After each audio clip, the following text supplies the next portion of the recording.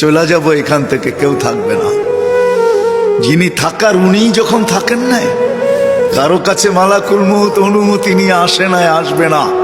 শুধু একজন মুহাম্মদুর রাসূলুল্লাহ সাল্লাল্লাহু আলাইহি ওয়াসাল্লামের কাছে মালাকুল মউত যখন আসছেন, তো আল্লাহ বলছে বন্ধুর কাছে অনুমতি নিয়ে ঢুকবে। অনুমতি দিলে ঢুকবে, নাইলে ফিরে আসবে।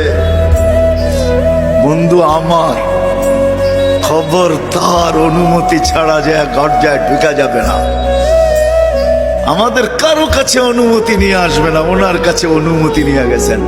তারপরও বলছে শোনো, ঢুকার অনুমতি দিলেই কিন্তু হাত রাইখা দিবা না, আবার অনুমতি নিবা, রাখবা কি রাখবা না। বন্ধু যদি হ্যাঁ বলে তো রাইখো, যদি না বলে তো চলে আইসো। না বন্ধু আমার। কার বন্ধু? হ্যাঁ, কার বন্ধু? হাবিবুল্লাহ।